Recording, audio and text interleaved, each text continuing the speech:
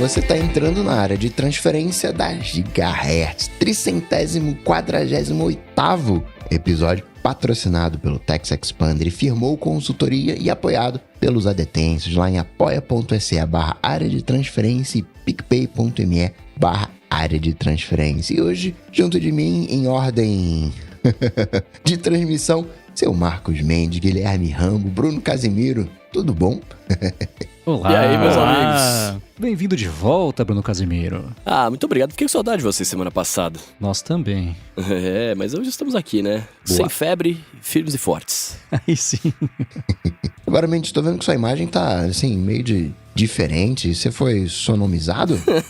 Pois é, rapaz. Eu perguntei lá no Threads esses dias como é que tava. Perguntei por histórias de terror, que é a primeira coisa que as pessoas adoram contar. Não veio nada muito grave. Aparentemente é só o aplicativo Amplitude. Tava com problema lá, mas como não toco guitarra com Amplitude, tudo bem. E instalei hoje o Sonoma. Primeira coisa que eu fiz, como a gente comentou, né, foi desligar lá o lance de mostrar o background lá quando eu clicasse pra fora. Aí, a segunda coisa que eu fiz foi descobrir um bug, né? Porque é de case humano. Eu uso o Downlink no Mac, que é aquele aplicativo que você instala e ele pega lá do projeto Nora fotos a cada 20 minutos de um satélite geoestacionário. Então, a cada 20 minutos eu tenho lá uma foto atualizada por satélite de como é que estão as nuvens e a luz do sol nas Américas, né? E o que ele faz? Isso vem de basicamente um servidor.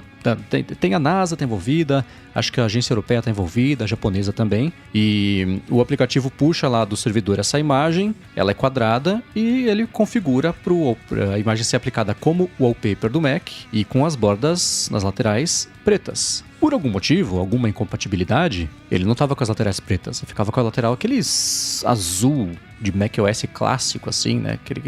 Azul TV fora de sintonia. Isso, perfeito, exatamente esse azul. E aí beleza, fui lá, troquei pra preto, deu 10 segundos, voltou pra azul. Tentei de novo, voltou pra azul, concluí. Isso é um bug, né? Aí eu mandei feedback lá pro pessoal que desenvolve e comentei com o Rambo. Falei, Rambo, achei o primeiro bug, tempo recorde, aconteceu isso aqui. O Rambo falou, peraí. 15 minutos depois ele falou assim, tá resolvido.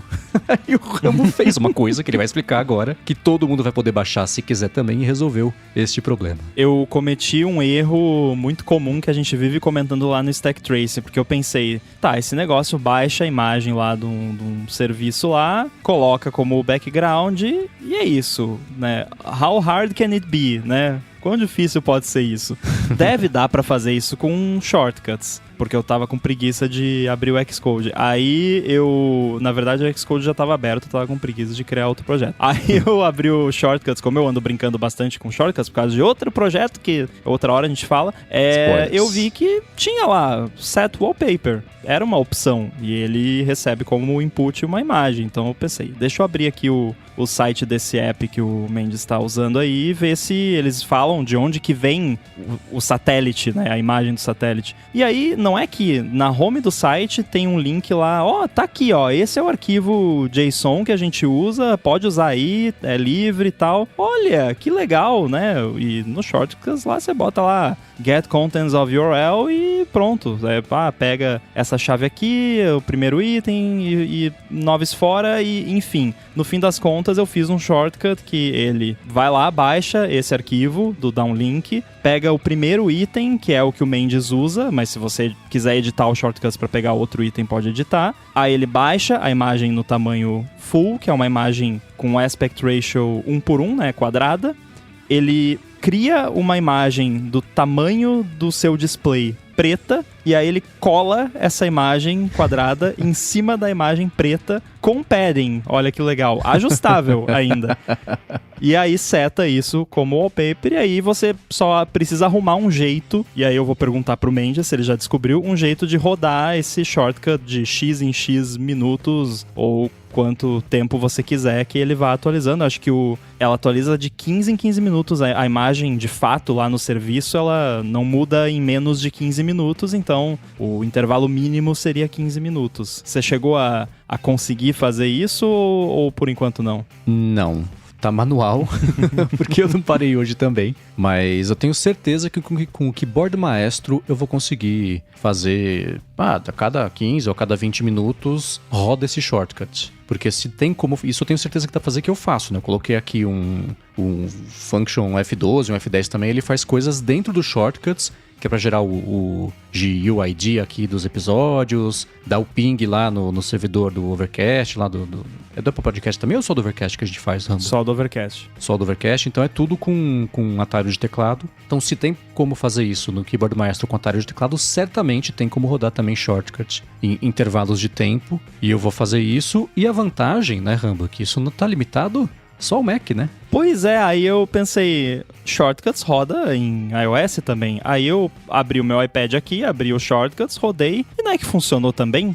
Aí eu só configurei lá pra... Talvez eu até tenha que gerar outro link, porque aí é o link que vai funcionar no... Se bem que eu acho que ele... Eu não sei se ele atualiza ou se eu tenho que gerar outro link, mas a gente vai deixar o link aí nas notas do episódio. Eu tive só que ajustar o númerozinho lá em cima, quem abrir o Shortcut vai ver que tem um número lá que é o padding, e aí você pode... Pro meu iPad Pro de 11 polegadas eu botei 340 e no Mac eu vi que em torno de 100 funciona legal, pelo menos no meu display aqui 16:9, que é o espacinho ali entre o topo e a parte de baixo da tela. Mas então rola no iPad também, aí você pode programar lá todo dia, meio-dia, 1h, porque no iPad não tem lá nas automações uma opção de a cada tantos minutos, então você tem que criar, né, em tempos específicos, mas dá pra fazer. Imagina quantas automações. Pois é.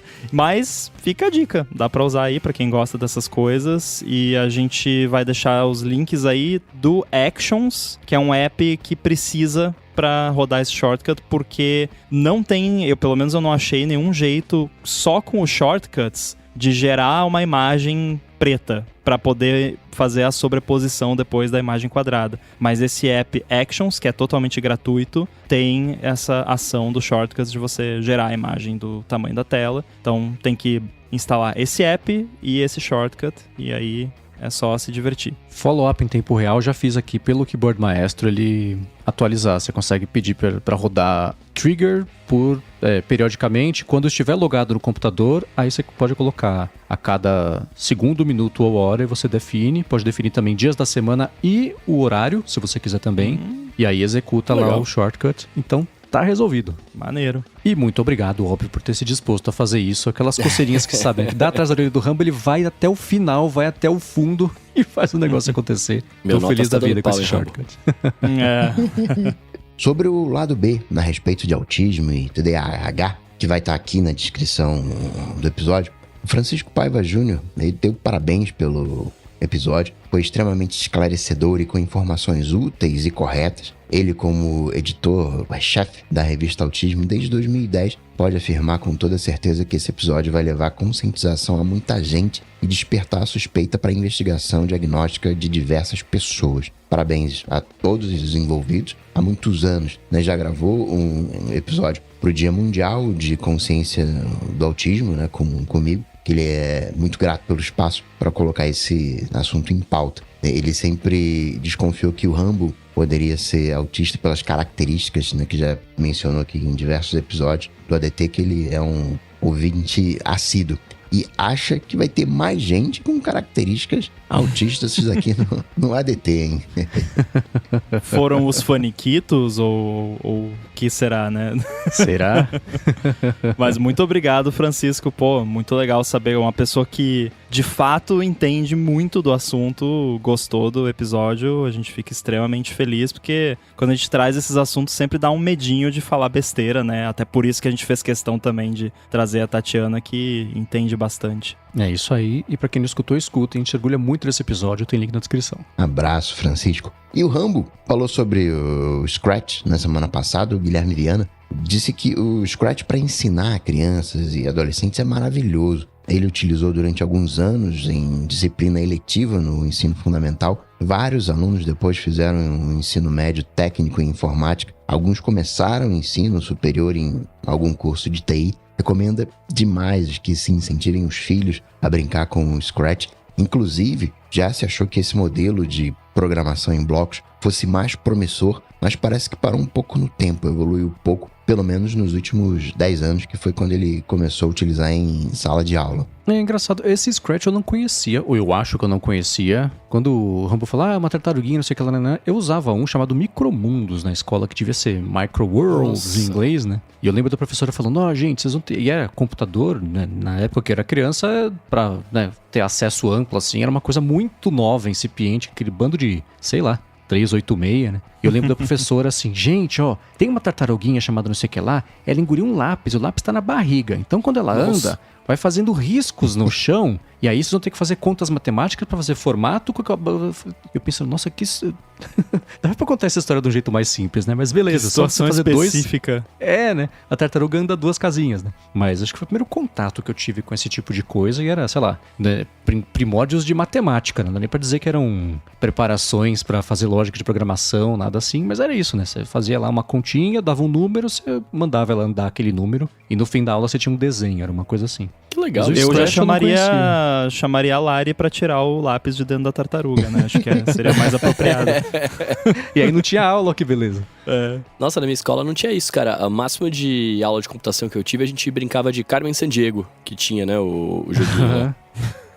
Aula de computação, eu não sei. Aula de computação, isso aí. Eu acho que já é demais, assim, né? Acho que aula de computação é meio que ter aula de medicina. Mas você ter um lugar pra desenvolver o pensamento lógico, eu acho uma coisa legal, né? Às vezes eu vejo... lógica de programação. E parece que é transformar a pessoa num desenvolvedor. E acho que não é muito esse lado, né? É não ter medo da computação. Acho que a gente é muito mal alfabetizado computacionalmente. A gente precisa ter mais familiaridade com as coisas. Não precisa, né, ir muito a fundo. Mas, sei lá, da mesma maneira que a gente usa matemática, né, sem ser um matemático no nosso dia a dia, né, fazer uso desse pensamento matemático mais lógico, né, aquela coisa de instrução, de seguir um passo a passo, de conseguir organizar os pensamentos, 1, 2, 3. A galera fala muito de jogar xadrez, né? Caramba, o cara tá pensando 7 movimentos à frente, mas não...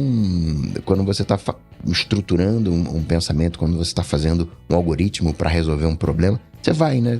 Passo 1, passo 2, passo 3, né? Ordenar o pensamento, eu só vejo ganhos, né, nessa sequência. Ajuda em vários aspectos, né? Às vezes atrapalha um pouco, né? Até eu falei, acho que foi no Olá Mundo, sobre... Eu tenho um problema grande com ranges, né? Então, se eu vejo um negócio lá... é do dia tal até o dia tal. Eu nunca sei se, tipo...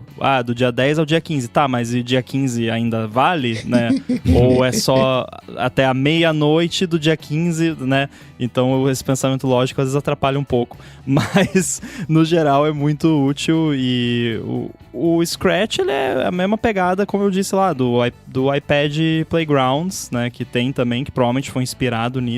Agora, sobre programação em bloquinhos, propriamente dita, eu pessoalmente vejo como uma ferramenta de ensino, mas na prática mesmo, eu me vejo quando eu uso shortcuts, né? Acabamos de falar de um negócio maneiro que eu consegui fazer usando shortcuts, mas, tipo, pra mim usar shortcuts é um quebra-galho, porque eu sempre me sinto assim, tipo, se eu pudesse só escrever um if aqui, era bem melhor, né? Porque é muito arrastar e soltar, fica meio cansativo. E aí uma coisa que eu tinha feito, eu peguei uma coisa que o programador faz o tempo todo, né? Eu tava rodando o shortcut lá, daí ele baixava a imagem, redimensionava, até chegar no final. Aí eu pensei, não, deixa eu baixar a imagem aqui, aí eu arrasto o arquivo da imagem ali dentro, faço só as etapas depois de baixar a imagem, porque daí eu consigo testar mais rápido.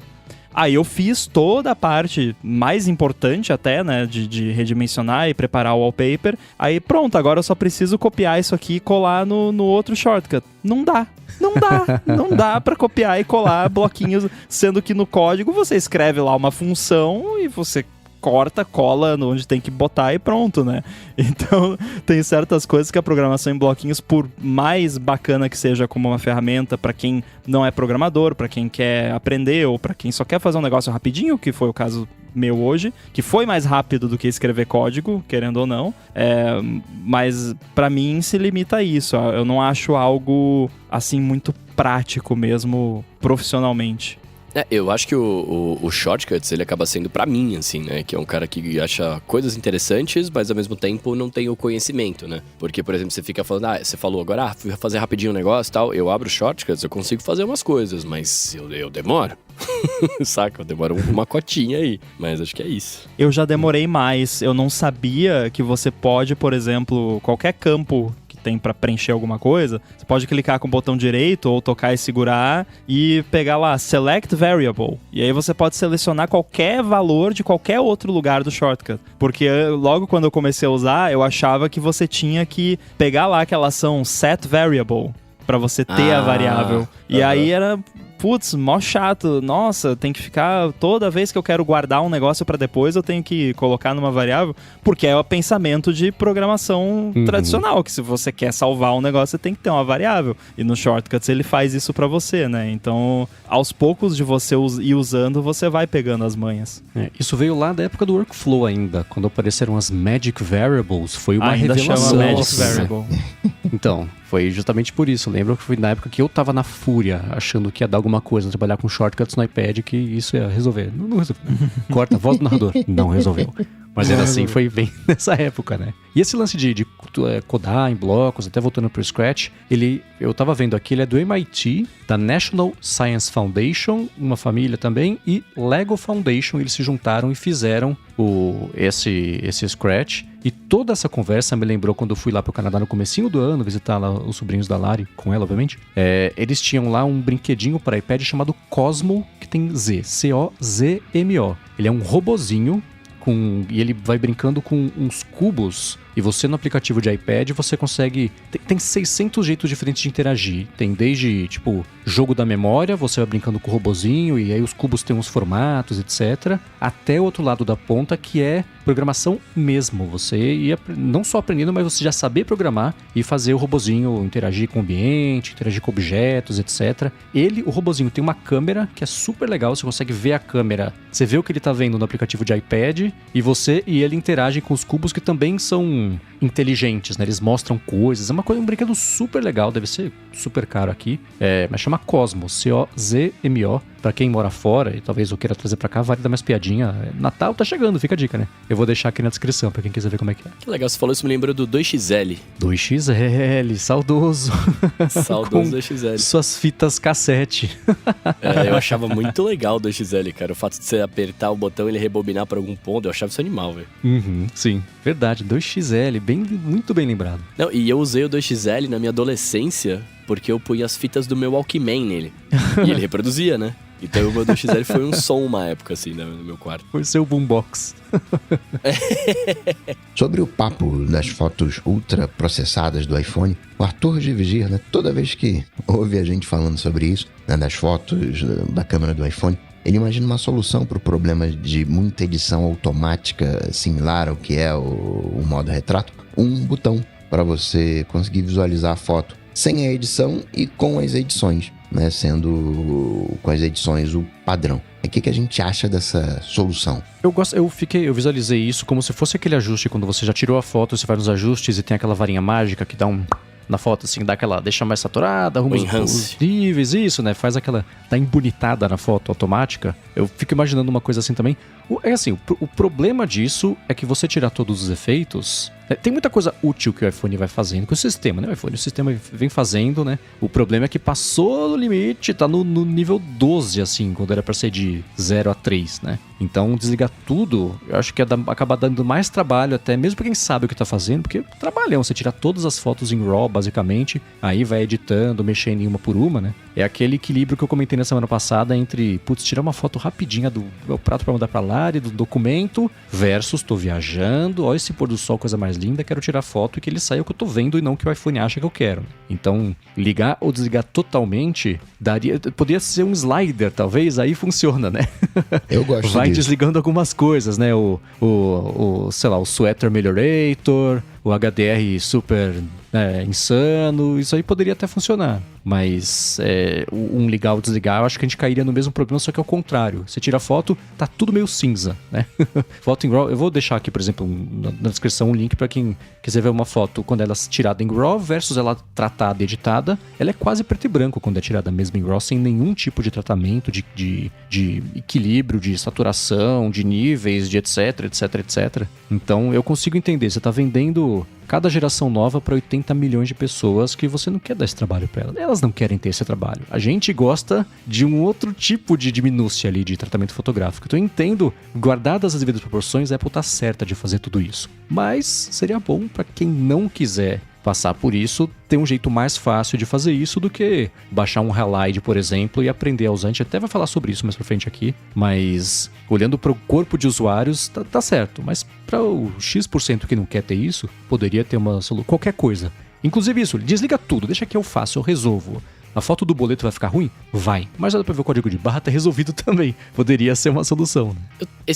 Eu entendo esse problema, eu me incomodo com ele, inclusive, né? Mas isso que você falou, Mendes, se eu tiver um aplicativo diferente de fotos que o padrão, né? Que o nativo, eu resolvo isso na hora, né? Ou não? Tipo, por exemplo, o aplicativo nativo, ele vai tirar foto e aí a foto automaticamente, a IA vai mexer lá, beleza, vai ficar bonitão. Se eu pegar um outro app de fotos, né, e for tirar foto, eu resolvo esse problema, né? Teoricamente, um app mais profissional que me deixa escolher o que eu quero ali e tudo mais. Aí sim, sem dúvida. Aí é o app que ele tem controle sobre... Ele descarta as inteligências todas e ele aplica a própria ou nenhuma, se for a opção. Dentro, claro, do que o iOS permite, etc. Tudo que a gente já sabe, né? Mas tem um pouco mais de liberdade na captura e do que também você consegue tratar rápido ali. Cada aplicativo faz a própria decisão. Isso aí sim. Eu acho complicado você permitir um slider pra isso. Seria muito mais plausível um ligado desligado, porque tem certas coisas que fazem parte disso que são muito intrínsecas do processamento interno do ISP lá. Não é uma coisa que o iPhone, o iOS tá fazendo depois que você tirou a foto. É uma coisa que tá acontecendo no hardware, que é tunado de forma extremamente precisa para aquele hardware, para aquele sensor, para aquela lente. E aí você dá um slider para isso, você ia afetar a forma como a foto é tirada, mas talvez você afetasse isso de forma que não é corrigível depois, se você fizer besteira. Ótimo ponto. E até... Claro que software existe para proteger contra essas coisas, mas dependendo do que se você tivesse todas as alavancas, você poderia até danificar o hardware, dependendo do que você fizesse. Né? E já temos histórias aí no passado, nada tão grave quanto isso, mas de tipo, alto-falante de MacBook estragando porque o driver lá do som soltou lá uma frequência que não podia, numa amplitude e tal. Então isso poderia até acontecer, né?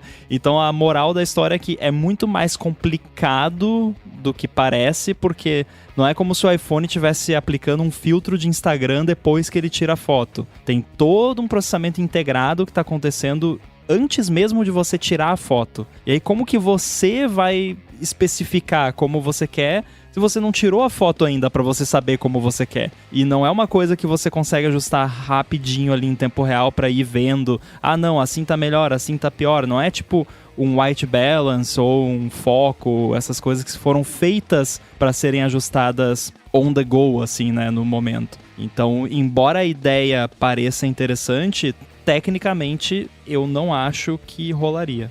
Esse é um bom ponto, né? Aquele gráfico que a gente sempre vê em evento do iPhone, vai tirar uma foto, eles botam lá a foto em 45 graus, coloca 60 camadas da mesma foto, mostrando que cada uma tem um pedacinho do que tá capturando, dos equilíbrios, etc. Então a solução seria dar todo esse trabalho pro iPhone e ele pro software desfazer um pouco disso e desligar. E dar a sensação de que a captura foi feita assim, mas você matou a charada, né? Você perde toda a flexibilidade depois pra editar a foto sem ela estar, entre muitas aspas, estragadas desse jeito e não do outro, né? Cara, mas um desabafo aqui da câmera, uma coisa que me incomoda horrores é na hora que você vai abrir a câmera pra tirar uma foto, né? Aí ele abre, tá mó bonita a imagem, do nada ele fica toda zoada, porque a luz não tá boa, daí vai tudo granulado. Aí você fala, velho, volta pra câmera. Tudo bem, é a mesma câmera, né? Mas você pensa, volta pra câmera que tava ótimo, o que aconteceu? Tá ligado? Então, é que às vezes não é a mesma câmera, ele decide que a outra câmera, por conta da iluminação, essa não, tem que ser a outra aqui, aí granula mesmo. Ele troca a câmera? Eu achei que ele só mexia com alguma coisa de filtro.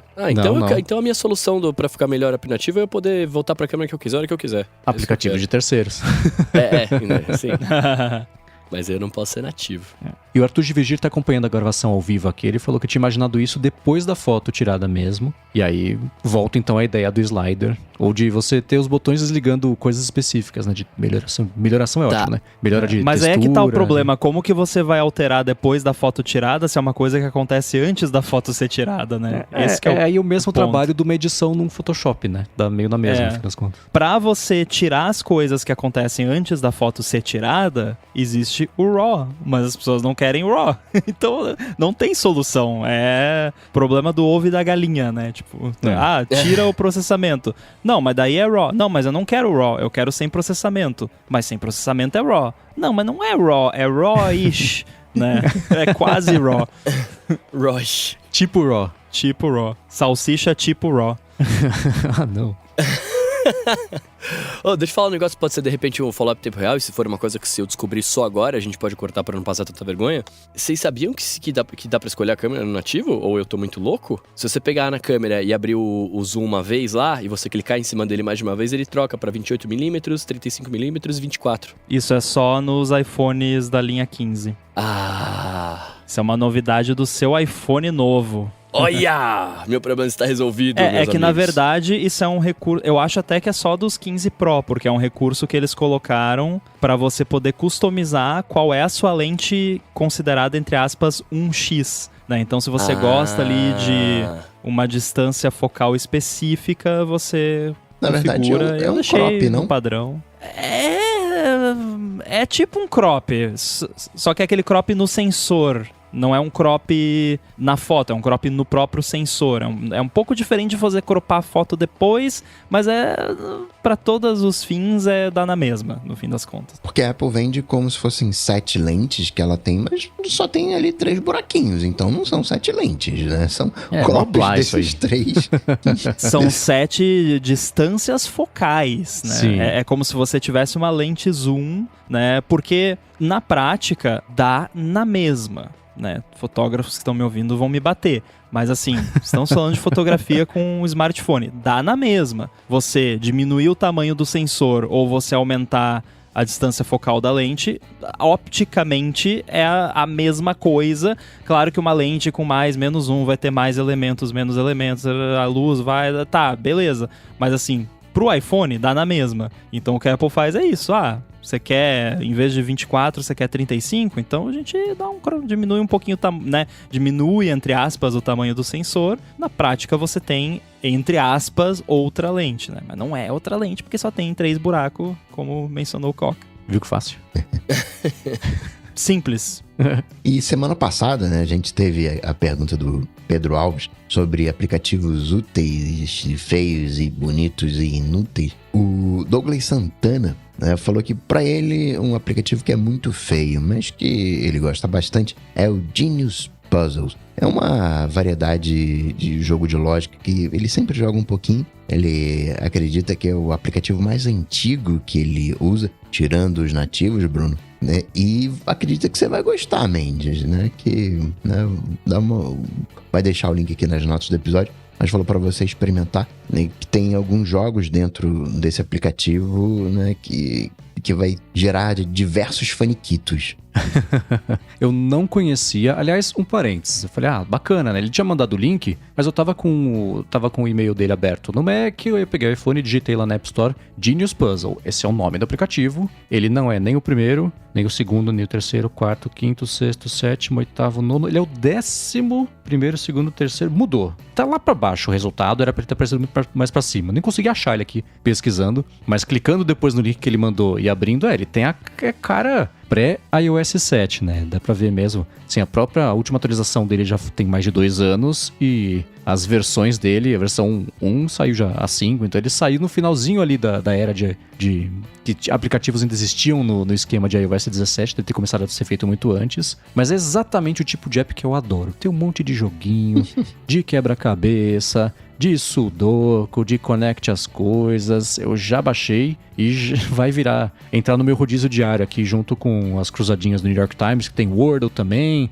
tem um de conexões de palavras que eu sempre não consigo nunca vencer, isso é muito difícil, mas é divertidíssimo, paciência da vida, é meu tipo de joguinho. O Douglas acertou na mosca do tipo de coisa que eu gosto de passar um tempinho aqui, quando é pra relaxar. E a gente também falou na semana passada sobre as senhas, passkey, etc. O Mendes contou, né, sobre um serviço em específico que desligaram para ele, né, do lado do servidor, a autenticação em 2 fatores, para que ele pudesse conseguir fazer o login. E o Rodrigo Gonzalez disse que, tendo trabalhado em suporte de algumas empresas tech, ele pode confirmar que, oferecer suporte para cliente gratuito é sempre a última das prioridades, faz muito sentido. E 2, que a única empresa que não tinha nenhum mecanismo de bypass de nada de segurança é o OnePassword. O que ele já suspeitava, mas trabalhando lá e vendo com os próprios olhos como é que funciona o back-office e todas as ferramentas que o time de suporte tem à disposição, é sempre um alívio.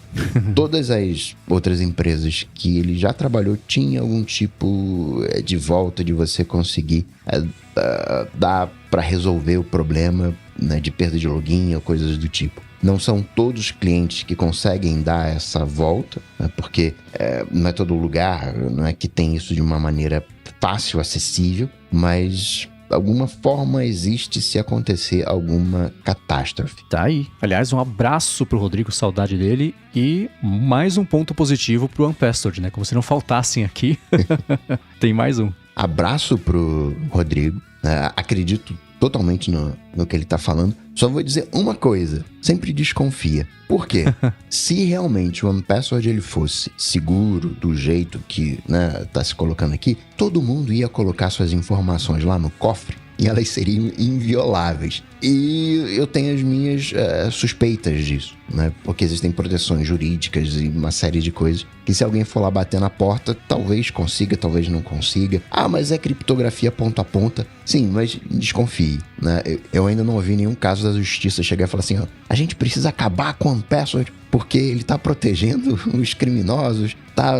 Mas o dia que chegar aí eu começo a acreditar, mas ainda assim, né, sempre desconfia. Mas acho que ordem judicial pra pegar senha não é tão comum quanto, sei lá, ordem judicial pra pegar mensagens, né, como acontece, porque, você pegando a senha, você pega tudo, né, entre aspas, mas eu não tenho motivo nenhum pra desconfiar que a criptografia ponta a ponta deles não é criptografia ponta a ponta. Agora, eu não duvido também que, se chegar lá uma requisição de algum governo e tal, eles não possam mandar metadados, tipo, estão aqui todos os sites onde essa pessoa tem conta, porque isso eu não sei, mas eu imagino que isso talvez não seja criptografado ponta a ponta, né? São só os segredos de fato, não os metadados. É que nem o lance do WhatsApp, iMessage e tal, né? Quando é criptografado ponta a ponta, o que eles entregam são metadados, né? Então, tipo, vai dar pra saber que o Coca conversou com o Rambo no dia tal e eles trocaram X mensagens, mas não o conteúdo de fato. Então eu imagino que seja algo nesse sentido, porque criptografia ponta a ponta tá aí pra isso, né? Se eles não têm como recuperar a sua conta porque você tem uma chave que só você tem, porque você gerou ela localmente e essa chave nunca foi enviada para lugar nenhum além de ser usada localmente para descriptografar a informação, não tem muito que eles possam fazer se chegar uma ordem. Então, se um dia rolar um caso high profile, tipo aquele de San Bernardino com a Apple, talvez a gente vai ouvir falar que o OnePassword tá defendendo o terrorista, né?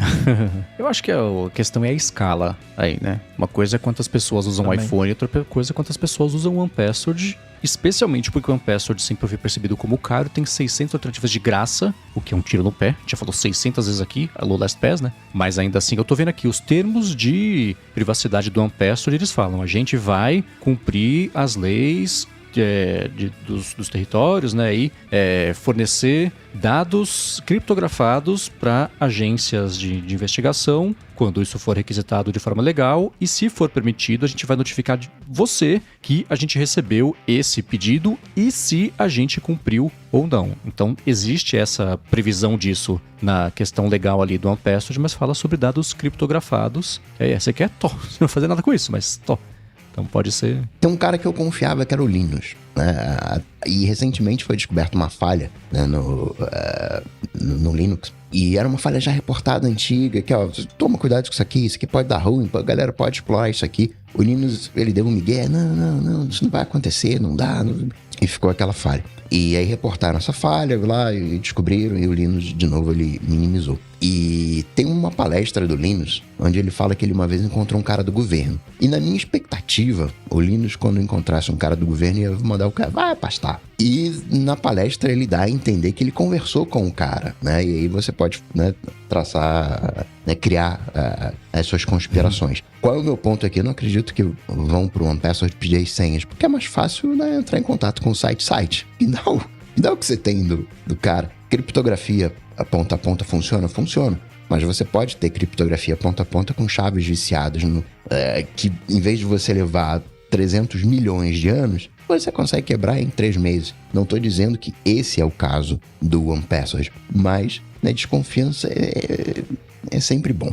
Só um complemento, só para passar a informação inteira, eles seguem falando assim, né?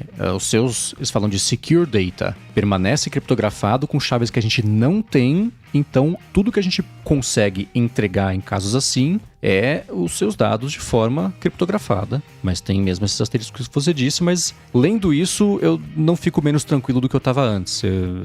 Faz sentido porque as empresas seguem as leis de cada território e ainda assim eles falam, é o mesmo caso do São Bernardino, quero entrar, eu falo, cara, não tem a chave, não é nenhuma porta, uma parede de concreto, não tem o que fazer, derruba a parede, não dá, na verdade é um aço, como é que chama lá o aço do Wolverine lá? Não dá pra destruir. Adamantium. Isso, muito obrigado. Então, eu fico mais tranquilo até do que menos numa situação dessa. Na verdade, o que é dito cara, eu não tenho a chave pra quebrar isso aí não, mas eu ouvi falar que ali na esquina tem uma maquininha que quebra, né? Tenta lá. O método Facebook, né? O medo de todo mundo com relação a isso aí é o computador quântico, né? Que aí ferrou. Quando chegar o computador quântico, que tá chegando ano que vem, já faz uns 50 anos, aí ferrou. Aí toda a criptografia vai ser quebrada e tal. É uma preocupação, né? Mas até agora não aconteceu, mas pode acontecer sim. Quando isso acontecer, né, e eles vão chegar, claro, vai ter um primeiro momento ali, vai ser um acesso difícil e tudo mais, vai ter isso, mas é só você passar a adotar a criptografia quântica. Não, você eleva o jogo e joga todo mundo no nível quântico. Eu espero não estar mais programando nessa época, porque já é difícil lidar com 0 e 1. Imagina lidar com 0, 1 e talvez, né? O bit de Schrödinger.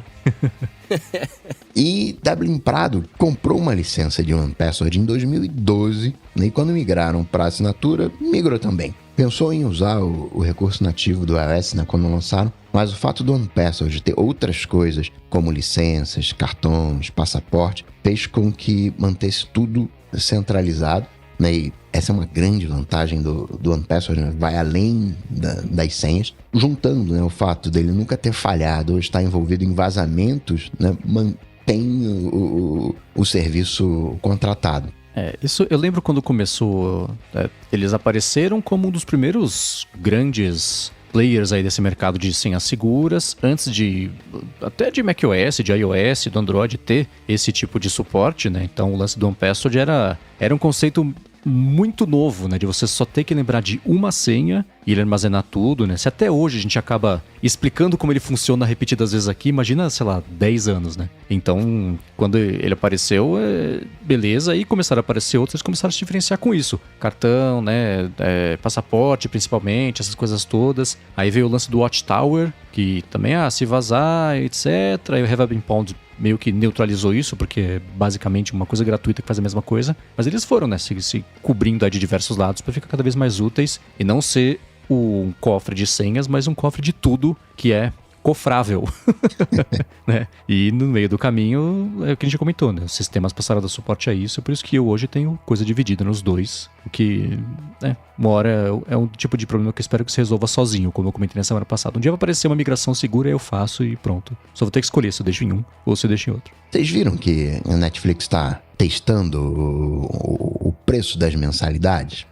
Mas antes de falar disso, tirar um minuto aqui do episódio para agradecer o Text Expander que está patrocinando esse episódio do ADT. O Text Expander é uma ferramenta mais útil de produtividade para Mac, Windows, Chrome, iPhone, iPad que eu já usei. E bem basicamente ela serve para você poupar vida e não ter mais que ficar escrevendo as mesmas coisas todas as vezes. Com o Text Expander você configura uns atalhos de texto e aí quando você digita esses atalhos, ele troca pelo texto completo já prontinho que você tiver definido.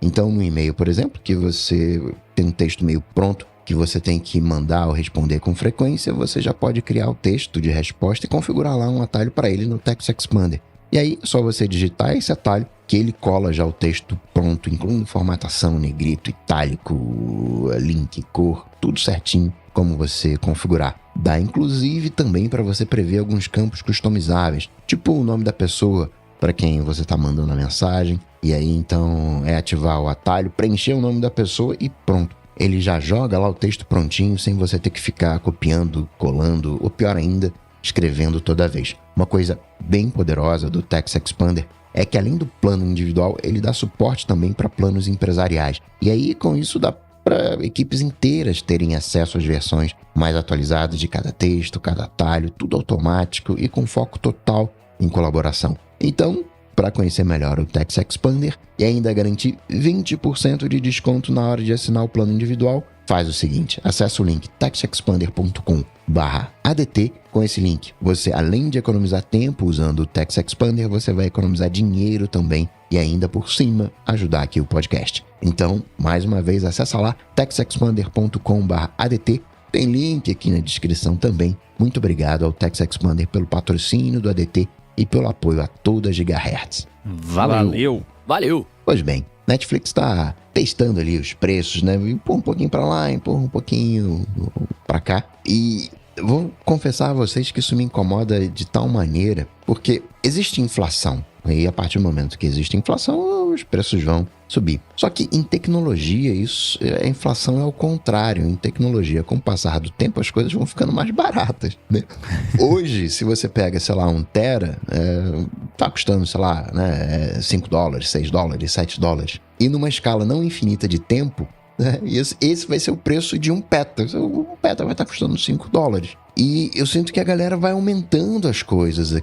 Vai testando, né? Tem serviços que, sei lá, em final de 2020 estavam custando $50 por ano, hoje estão custando $90, $100. E é o mesmo serviço, né? E não tem inflação que justifique, porque com o passar do tempo, as coisas vão ficando mais baratas. Guardando muito as devidas proporções, o preço do iPhone é o mesmo até hoje. Claro que mudou, teve variação, mas enfim, né, é o mesmo preço e ele foi só melhorando, né? Então, em tecnologia e a Apple tá lá no topo, né? Empresas mais valiosas. Então, em tecnologia, o que a gente tem é uma inflação reversa. E acrescenta, né, nesse bojo da minha raiva que a compressão Netflix ela é horrível. Eu peguei fui comparar uma imagem Netflix, uma imagem, né, de mídia física, e no fundo da Netflix era preto e aquele preto borrado, e na imagem, né, com qualidade, atrás era um muro, né, era uma casa, tinha, né, as janelinhas, você conseguia ver, né, parece aquela coisa de foto frita, mas em função da compressão. Como é que vocês olham isso? É difícil saber por onde começar a falar, né? Porque preço é aquela coisa que, tudo bem, que o armazenamento vai ficando mais barato, você tem o mesmo armazenamento, ele ficando muito mais barato, ele tinha que... Tudo que você falou fez sentido. Um ponto para Netflix é o seguinte, ela tem que combater uma queda na quantidade de assinantes, né? Por que ela começou agora a fazer negócio de impedir compartilhamento de senhas, etc? O mercado inteiro deu uma estagnada, né? A gente acabou de falar sobre isso, coincidência, né? Nessa semana na Fonte, o Felipe, ele colocou lá no 95Mac, publicou um post falando sobre um relatório da Just Watch, do mercado americano de streaming, mostrando que a Netflix Ela tá atrás da Amazon, mas não conta porque a Amazon conta a Amazon Prime como assinante do Amazon Prime Video e não é a mesma coisa, né? Mas enfim, Netflix tá na frente do HBO Max, que virou Max só, da Disney, com Hulu também, Paramount, Apple TV, tá nessa ordem, né? Mas ela tinha dado uma boa estagnada até uns anos. Você vê que o valor de mercado dela encolheu muito no período ali de pandemia. Todo mundo... Uma coisa que era óbvia, né? Ela reinou sozinha por muito tempo, aí todo mundo começou a fazer coisa igual, foi dando essa diluída aí na quantidade de assinantes, mas isso começou a chegar num ponto que não era mais sustentável ela não mexer, primeiro, nos incentivos para assinatura, e incentivos obrigados, né? Tipo, não pode compartilhar a conta. Quer usar, crie a sua conta e pague. Ou então vai compartilhar na brodagem. Beleza, custa mais XXG por mês aqui para você ter essas contas atreladas para todo mundo dividir. E a outra coisa é que mesmo assim, ela precisou fazer essa, eu vou chamar de correção dos preços, porque o lance dela é dar lucro versus investimento em conteúdo original, aquela coisa toda que ela é a que mais gasta nisso de muito longe, né? E um terceiro agravante aí é o lance de mercados, né? A gente vê, por exemplo, nos Estados Unidos, ela ao longo desse ano inteiro, ela conseguiu voltar a ter um leve aclive de assinantes. Aqui no Brasil, ela perdeu numa proporção maior do que ela ganhou lá fora, né? Por isso, inclusive, que ela divulga o relatório fiscal a gente tá falando sobre isso hoje porque ela anunciou o aumento de preços junto da divulgação do relatório fiscal dela. E ela mostrou o quê? Que deu certo, porque ela conseguiu...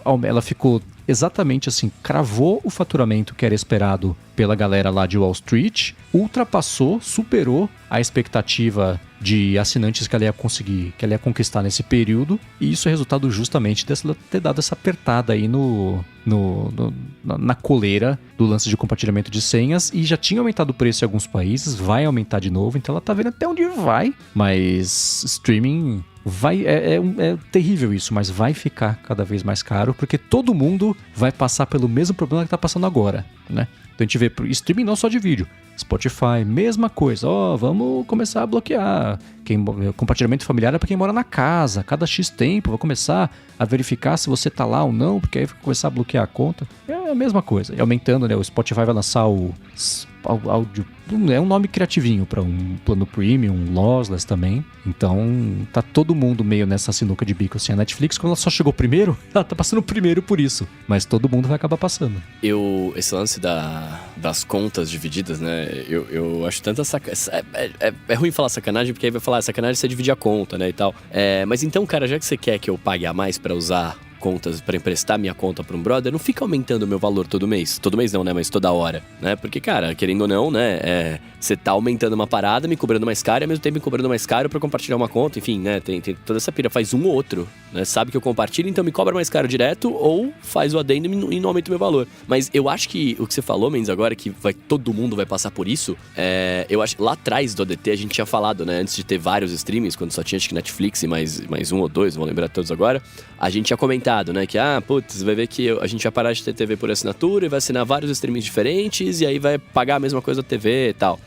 Eu acho que vai acabar chegando num ponto, que já tá chegando nesse ponto, na verdade, né? Eu, pelo menos, já tô fazendo isso.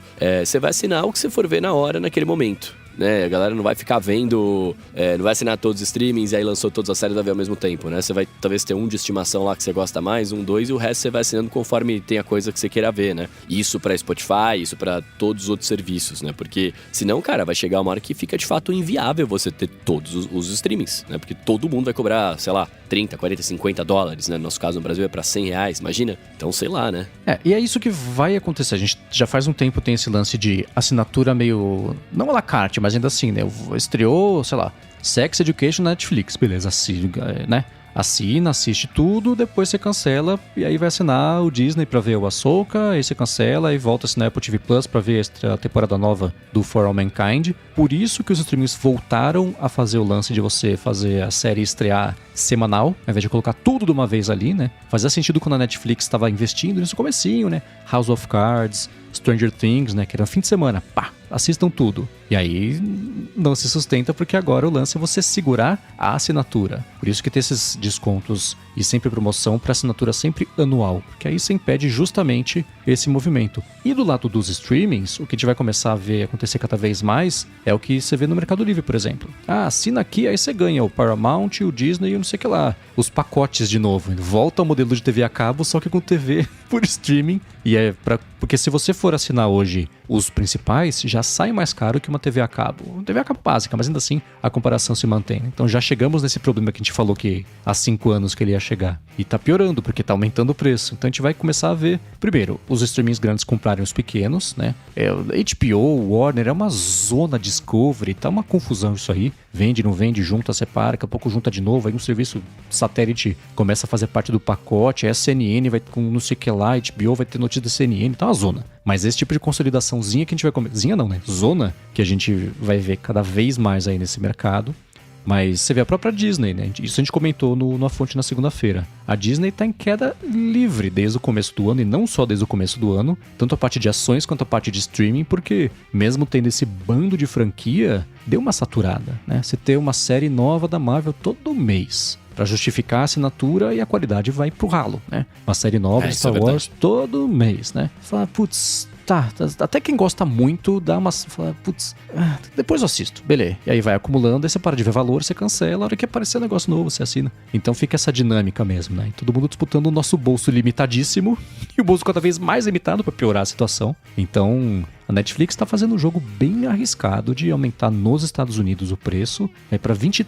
pensa o seguinte, né? $23, para lá, 23 dinheiros, etc. Mas se fosse essa proporção, né? Aqui, você pagaria 120 pau de Netflix para ver em 4K. Esse plano que é cretino ainda, que te obriga, entre aspas, a ter 4 ou 5 telas, quando para mim, por exemplo, é ser mais que suficiente uma tela. Eu quero ver Netflix em 4K na minha TV da sala. Pronto, né? Não tem. E ela falou, né, que aumentou em 70% a quantidade de assinantes do plano dela com anúncios, né? O plano que nosso amigo Dante Gessulli nem menciona por nome, né? Que ele detesta e faz sentido, né?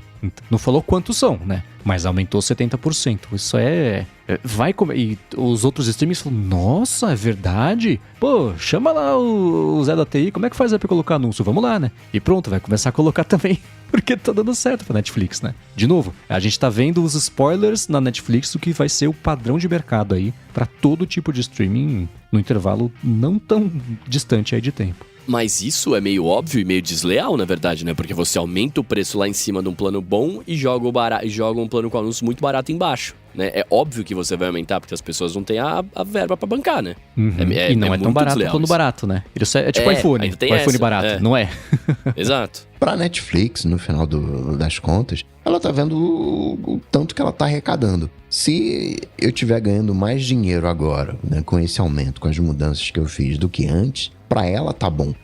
A Netflix, ela não tá muito preocupada, entre aspas, se ela tem 10 assinantes ou 15. O que importa é que os 10 assinantes estão pagando mais do que os 15. A conta é simples. É que começa com aquela, né? O pessoal gosta tanto da palavra, né? Começa com aquela coisa disruptiva. E, né, começa aquela coisa, né, de oposição. E depois essa oposição vira situação, né? E não tem jeito. Situação se comporta como situação. Né? Quem é líder se comporta como líder, e é o papel que a Netflix tá fazendo. Ela era boazinha, entre aspas, né? Porque precisava conseguir mercado. Agora que ela já tem esse mercado, agora que ela é dominante, ela, né, vamos aumentar o preço e vamos embora. Mas, né, você falou dos lançamentos semanais. Não tem mais tanto hype, né? Não tem uma série. Talvez Game of Thrones tenha sido a última que conseguiu ter um hype de movimentar uma galera, de assistir num determinado horário, né? Eu não vejo, sei lá, né, a Ahsoka sai terça, quarta, sei lá, 4 horas da manhã. Eu não vejo a galera assistindo 4 horas da manhã. Peraí, não, vou acordar mais cedo aqui antes de ir pro trabalho, antes de ir pra faculdade, pra escola, vou assistir o Ahsoka. Não tem mais esse hype, né? Virou mais do mesmo e a gente tá pagando mais. Uma hora vai, né, cair a ficha, não tá valendo a pena, e a galera vai parar de assinar, ou não, né? Continua assinando aí por inércia e com isso a Netflix vai fazendo seu dinheiro. Eu tentei caçar na memória, talvez Ted Lasso tenha tido essa proporção, mas mesmo assim, bem menor. Mas aí não tinha horário, né? Não, mas digo assim, né, de criar expectativa, de falar, de zoom. Game of Thrones foi num outro planeta, né? Tudo bem que teve o final que as pessoas não gostaram, o que pode ter influenciado até no fato de que saiu uma série derivada de Game of Thrones, traço, que é bom, hein? Não vi isso tomar o mundo de assalto, assim. Então, Não que seja ruim, eu nunca vou te falar, é boa. É, boa. Mas, não assim, metade das pessoas Não aposto que nem viralizou, sabe né? que teve É. essa série. Não foi, então, você vê muita série que é testada, né? Você vê, por exemplo, How I Met Your Father. Teve 2 temporadas, cancelaram. Né?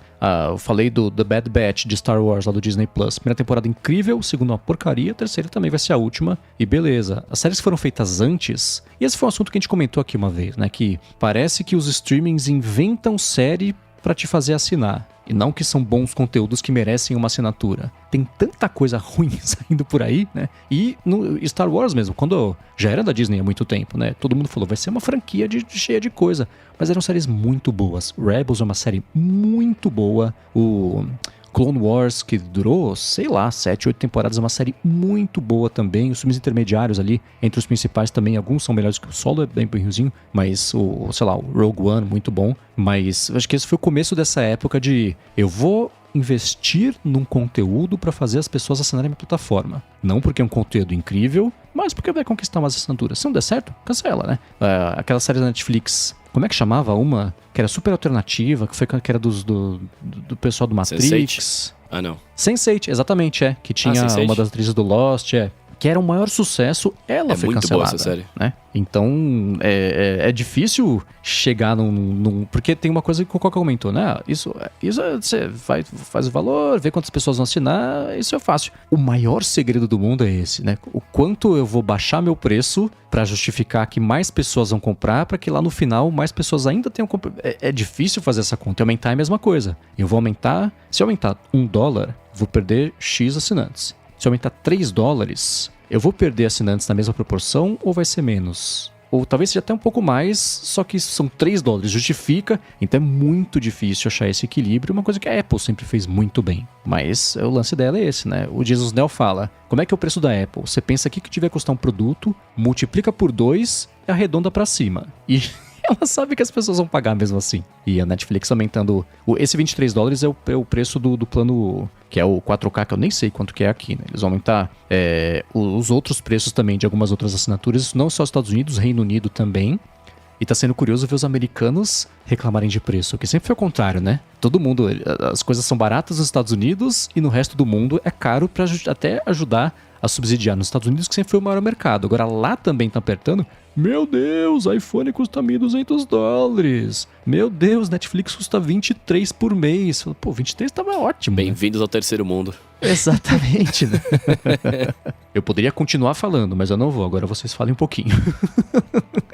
O único comentário que eu tenho a fazer a respeito é que eu continuo com a mesma visão que eu compartilhei quando a gente falou do lance de compartilhamento, que eu só mantenho a assinatura do Netflix fixa porque dá muito trabalho ficar cancelando e descancelando, e pra mim isso não compensa a economia, porque definitivamente eu não tô tirando proveito suficiente pra justificar o custo, mas é aquela coisa, de vez em quando sai lá uma temporada nova de alguma coisa que a gente gosta, algum filme que quer ver e tal, então deixa lá, daí pelo menos quando quer ver um negócio tá lá e pronto. Mas se começar a aumentar, aí esse cálculo começa a mudar, né? Daqui a pouco... Não.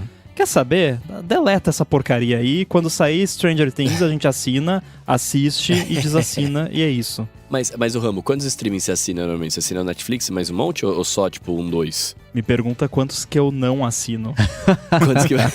Não, então, porque eu acho... Eu perguntei isso, mas é que o lance é justamente esse, né? Assim, eu acho que a gente vai ter um streaming... A gente vai ter um streaming de estimação, que no meu caso é a Disney, saca? E aí, tipo, você vai ter um outro que você assina porque vem no bundle. Tipo, o Apple TV Plus, pra mim, vem no bundle que eu assino o pacotão do iCloud e vem junto, né? Então eu tenho 2, mas eu vejo mesmo a Disney, né? Netflix eu cancelei e falei, cara, tá lá guardado. Eu não via nunca, tá lá guardado. E aí eu assino mais um, que é Crunchyroll, por causa do trabalho, porque aí eu quero ver os trabalhos que eu fiz, quero ver o trabalho de colega e tal. Então tem uma outra parada, né? Mas de lazer, você vai acabar assinando um mesmo, né? E aí é isso, vai sair o Stranger Things, volta pro Netflix, né? Vai sair sei lá, eu não sei muitas séries porque eu não tô acompanhando justamente por isso, porque eu fico nessa brisa de tipo, cara, eu vou ficar aqui, a hora que eu cansar daqui, eu ver tudo que eu tenho pra ver, que eu não quero ver mais nada, aí eu migro pro outro e pego atrasado. Porque também esse lance de spoiler, etc, né? Vai muito do seu ciclo social, né? Eu não acesso mais o Twixter, nunca acessei, e meu ciclo social hoje, ele é reduzidaço. Então a chance de eu tomar um spoiler é nenhuma. Então eu não preciso ver junto com a galera e tal, pá. Uhum. Então acho que também vai um pouco do lifestyle que você tá levando também, sei lá. E vai do que o Coca falou, né?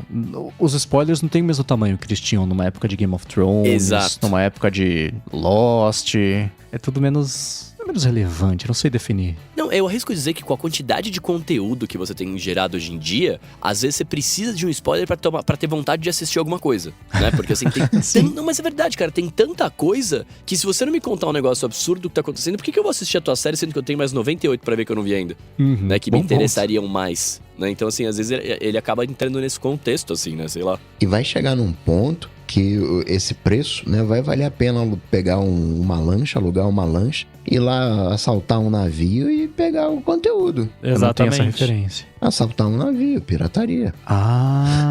Olha o Capitão Coca atacando aí. Nossa, meu pensamento lateral não chegou nessa amplitude toda. Não, e teve aquele lance, né? Logo no começo da luta contra a pirataria online da indústria da música, principalmente, teve um ponto que, pelo menos nos Estados Unidos, a pena de você assaltar uma loja de CDs à mão armada e roubar os CDs era menor do que você piratear MP3. O crime era considerado mais grave do que assalto à mão armada. Esse é um outro excelente ponto, né? Estão empurrando as pessoas de volta pra pirataria, o que é absurdo. Vocês estavam com a solução na mão. Vocês entenderam qual que era a missão. Mas e o Arthur de Vegeta tá falando aqui que a Marvel tá revendo o posicionamento das séries.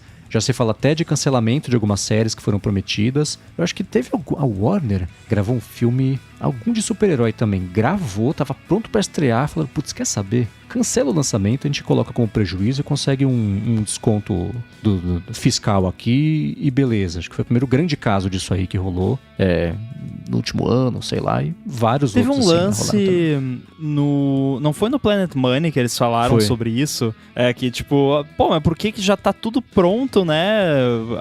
É porque aí você pode colocar lá na contabilidade que foi um prejuízo e aí você abate das taxas, né? Dos impostos. Uhum. Então, por isso que a galera acaba fazendo isso. A restituição foi maior do que seria a bilheteria, no fim das contas, que eles tinham visto pra esse filme e falaram, então tá. A conta não fecha. Alguém vai vazar. Né, em algum momento. Daqui a pouco, quando for lançar alguma outra coisa, lança junto. A gente sabe que essas coisas não ficam no cofre pra sempre, né? Sempre aparece. Ó, o Arthur falou, foi no final do ano passado, o Warner cancelou o lançamento do Batgirl. Então, eu pensei em falar Batgirl, mas falei, putz, talvez eu vou errar a super-heroína e serei cancelado por causa disso. Eu esperei saber que alguém ia falar. Obrigado, Arthur. Os dedões estão mexendo, então tá tudo certo. O Rambo falou aí de contabilidade, então tirar aqui um minuto do episódio para agradecer a Firmou Consultoria pelo patrocínio de mais esse episódio do ADT. A Firmou oferece serviços de contabilidade consultiva e gestão financeira e ela é especializada em startups, desenvolvedores, empreendedores, profissionais liberais e pequenas e médias empresas. Então você que está pensando em abrir a sua empresa ou desenrolar alguma pendência da vida PJ no seu CNPJ e tudo mais, a Firmou resolve. Ela vai além de oferecer serviços de contabilidade do dia a dia e atua como uma mentora financeira para você e para sua empresa. E a gente, aqui da Gigahertz, conhece bem isso, porque foi graças ao serviço de paralegal da Firmou que a gente conseguiu lançar a rede no ano passado sem nenhum problema ou atraso na parte de contabilidade. Na parte burocrática também da abertura da empresa, o que foi uma coisa inédita. A Firmou conhece as melhores estratégias para você abrir e manter a sua empresa sempre de olho na economia de custo, nos tributos certos para cada categoria e etc. E especialmente na área de TI, sabe fazer a legalização de empresa do jeito certinho para você ganhar tempo, deixar isso 100% na mão deles e se focar mesmo no dia a dia da empresa. Para conhecer melhor os serviços da Firmou e se livrar do perrengue que é essa parte burocrática e financeira da legalização ou da manutenção fiscal da sua empresa, faz o seguinte, procura por @Firmou Consultoria no Facebook ou no Instagram. A Firmou está pronta para ajudar todo mundo que escuta o ADT, independente da necessidade, e a gente tem certeza que ela vai resolver tudo para você, assim como ela faz todos os dias aqui pra gente. Mais uma vez, @Firmou Consultoria no Facebook ou no Instagram. Muito obrigado a Firmou pelo patrocínio de mais esse episódio do ADT e por, literalmente, todo o apoio a Gigahertz. Valeu. E no Alô ADT, onde você vai lá em gigahertz.fm/feedback e manda o seu feedback para cair aqui na pauta, que foi o que fez o Lucas Beutenmüller. Alguém tem experiência com troca de bateria de Apple Watch no Brasil? Um amigo tem um Série 5 com uma bateria bem ruim e estava querendo trocar na Apple, porém o preço é de R$950 e a carcaça do Apple Watch dele já está bem danificada. Então não faria muito sentido financeiro trocar só a bateria por esse preço. Ele viu no Reddit alguns estadunidenses relatando que a troca de bateria, na verdade, é a troca de device, porque a Apple te dá um novo remanufaturado. E aí sim faria sentido pagar R$950 por um dispositivo, entre aspas, novo. Algum de vocês tem relato de algo semelhante para troca aqui no Brasil? Posso confirmar, na verdade, que é exatamente isso. Porque já falei 600 vezes, tem um Apple Watch Série 4, a bateria tá muito ruim, desliga sozinho quando tô correndo, etc. E aí eu levei numa assistência aqui perto de casa em São José, e aí eu falei, escuta, quanto é pra trocar? Que eu sabia que era R$1.000, né? Que era 600 e pouco, aumentou pra 1.000 agora. 950, enfim. Aí ele falou, custa 300 e tanto. Eu falei, nossa, é? Ele o que a gente faz é o seguinte, a gente abre ele, troca a bateria, fecha de novo, então ele vai perder a vedação, ele não fica mais à prova d'água, tá? Eu falei, tá, muito obrigado, viu? Aí paga depois aqui R$350 pra gente destruir o seu Apple Watch, por favor. É basicamente isso, né? Porque o Apple Watch sem resistência à água é um Apple Watch estragado. Exatamente, ainda mais pro meu caso que eu só estou usando pra fazer exercício, né? Mas enfim, aí eu levei lá na loja da Apple no Shopping Morumbi e é isso, é 950, você deixa lá e aí eles pedem e chega um novo. No meu caso ele nem tinha na loja, o Série 5 dificilmente vai ter também, então vai ter que esperar uma semaninha aí, mas é isso. E o fato dele ser remanufaturado não faz a menor diferença, é tão bom quanto, acho que é sempre importante falar isso porque tem um estigma, né? E, enfim. Refurbished, pra quem não sabe, geralmente é device que alguém comprou, tirou da caixa, usou, não gostou e devolveu, sei lá, é esse tipo de coisa. Ou então deu um probleminha na tela e aí eles trocaram a tela por uma, né? Então ele é como novo, basicamente. Sim. Só não saiu da fábrica, basicamente. Isso. E é isso aí. Então, é essencialmente, você leva lá, paga R$950 e troca o seu relógio por um novo. Nesse caso, pelo menos, né? Então, do mesmo modelo também, né? Isso, não vai trocar o seu Série 4 por um Série 10, se bem que já ouvi histórias, que eu acho que você também,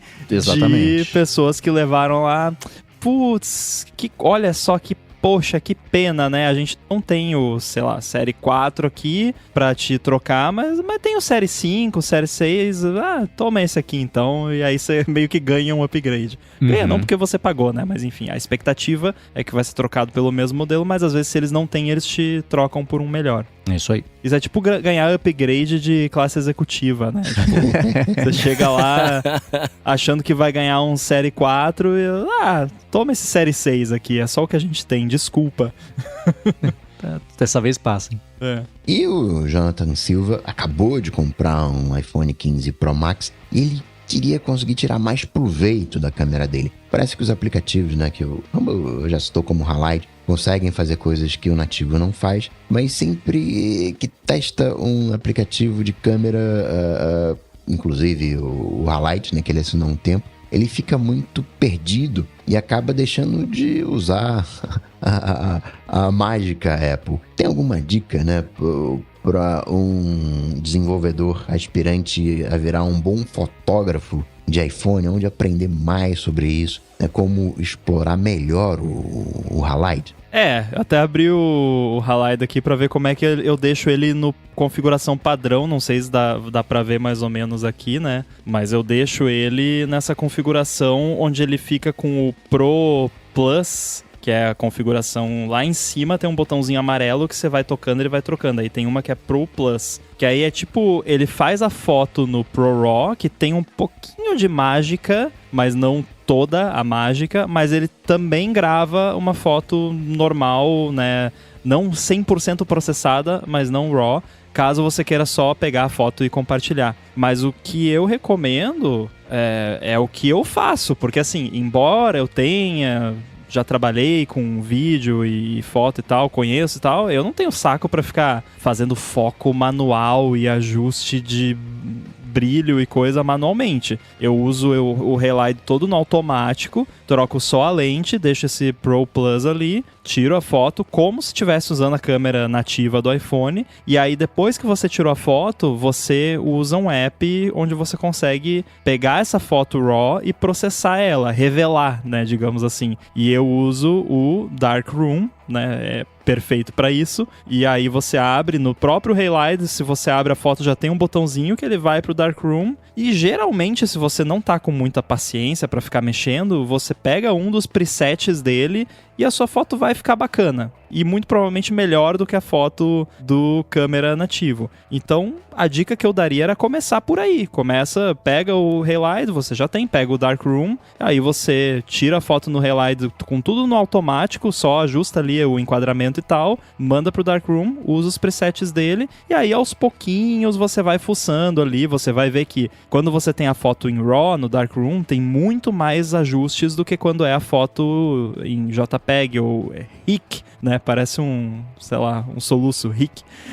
Então você pega lá, quando tem a foto RAW, você consegue ajustar a exposição, vários outros parâmetros ali que quando você tem a foto pré-processada não rola, e isso te dá maior liberdade. Mas aí, com relação a como eu sei o que fazer, aí você vai ter que treinar um pouquinho, né? Ou ir fuçando, ou então você estuda um pouquinho o que é exposição, o que é ISO, o que é o shadows, highlights, blacks, whites, white balance, toda essa vibrance, sharpening, todos esses parâmetros você pode aprender o que eles fazem fuçando, ou você pode dar uma estudada e ver o que eles fazem. Eu recomendo começar fuçando porque, né, você vai ver ali o que tá acontecendo e aí você faz do jeito que você quiser. Essa que é a brincadeira, né? Se você quiser a foto super saturada ou super desaturada ou com muito contraste, pouco contraste. Eu sempre coloco grain nas minhas fotos porque eu acho bonitinho. Coloco ali um vignette pra ficar com aquela bordinha escurecida. Então é criatividade, né? E você vai fuçando e vai vendo. E o Darkroom e a maioria dos apps de edição, quando você tá com a foto editada, você segura o dedo em cima da foto, ele mostra a original e aí você tira e volta pra versão editada. E aí eu fico fazendo isso o tempo todo pra ver, tá melhor a versão editada? Porque senão apaga e começa de novo, né?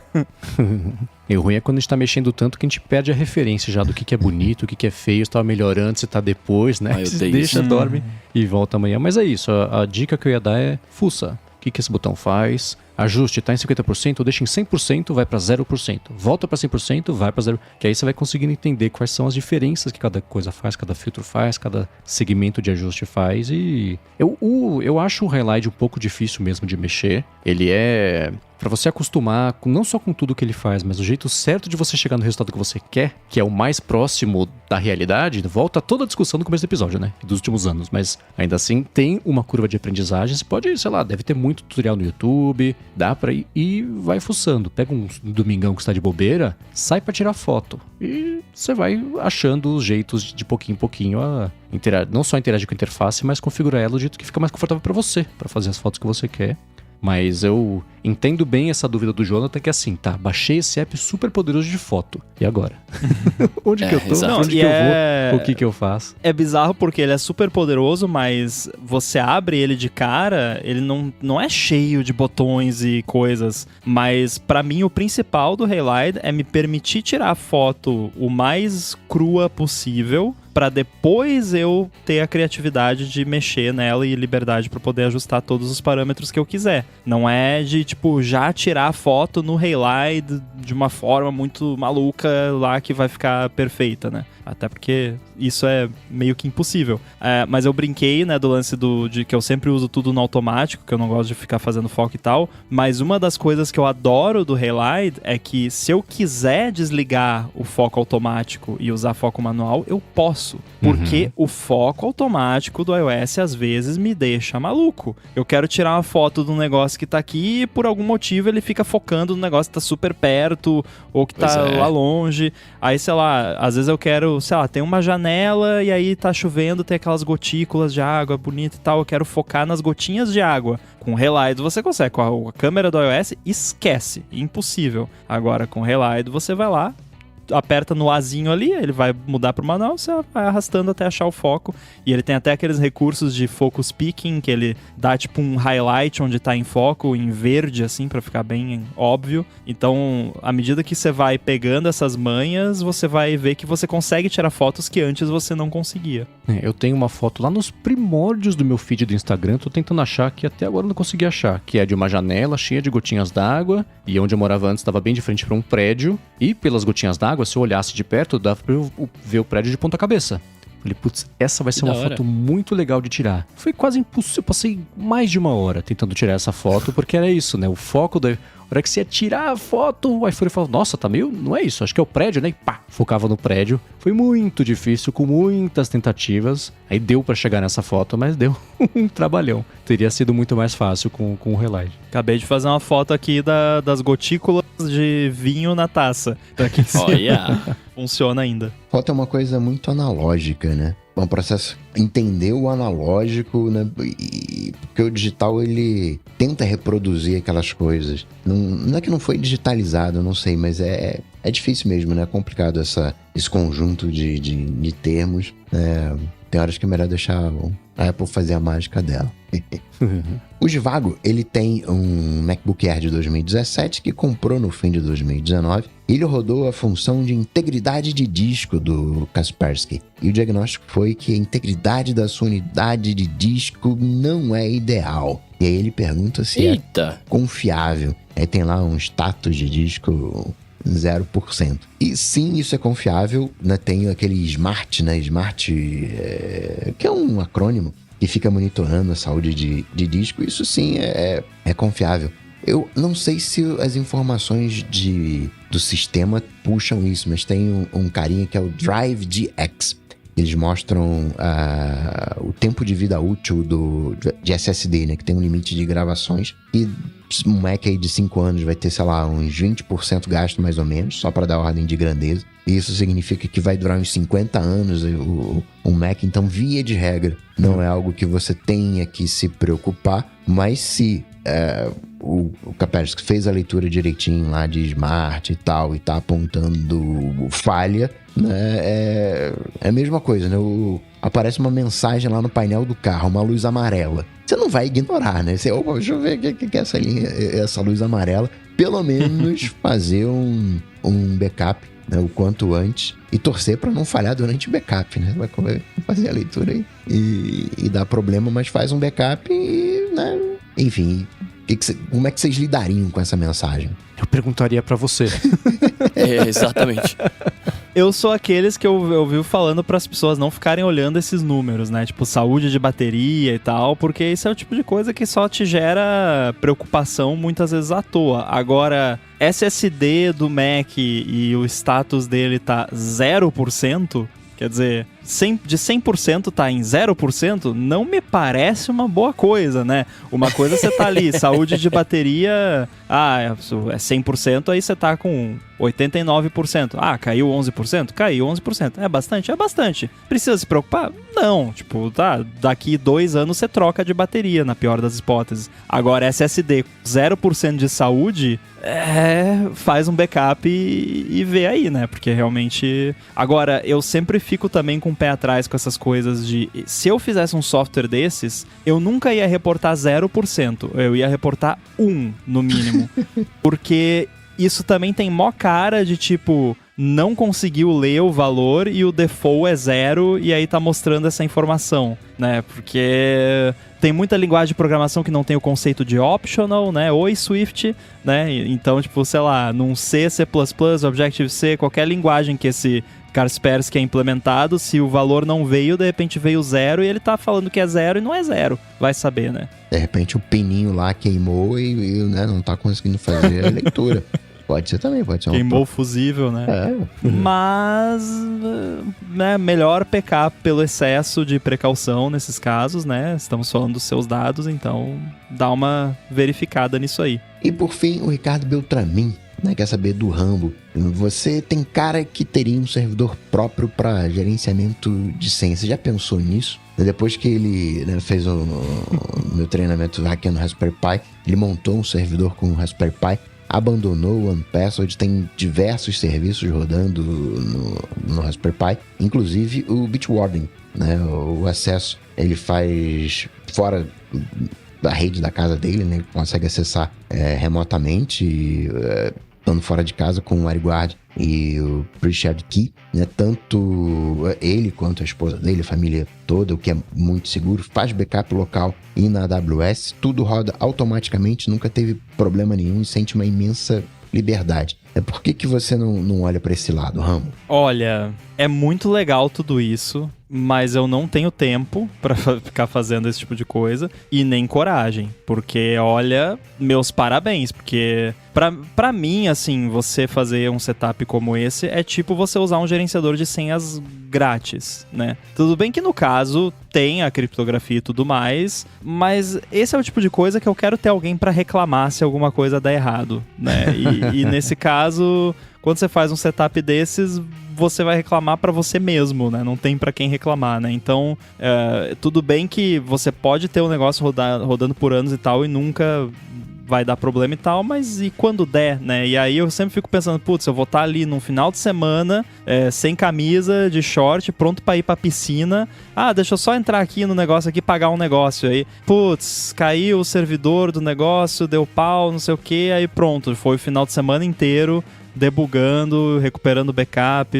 Então, claro, problemas assim podem acontecer com serviços comerciais? Podem, né? Mas aí eu tenho pra quem reclamar, eu vou receber algum tipo de compensação por isso, eu posso processar, eu posso xingar muito no X ou no Mastodon. Então, assim, por mais que eu ache legal, e se o Ricardo e qualquer pessoa que tá ouvindo acha isso maneiro e se sente apto ou apta a fazer isso, vai fundo, acho maneiro, mas não é algo que eu quero pra mim. Pra mim isso é tipo você ter um servidor de e-mail no porão da sua casa, né? Como certas pessoas aí já fizeram no passado. Não é algo que eu quero fazer, então eu deixo pros corajosos e corajosas. Excelente! Agradecer aos apoiadores que nos apoiam em apoia.se/área de transferência e picpay.me/área de transferência, ao patrocínio Tex Expander e Firmou Consultoria, ao Edu, que faz toda essa mágica acontecer,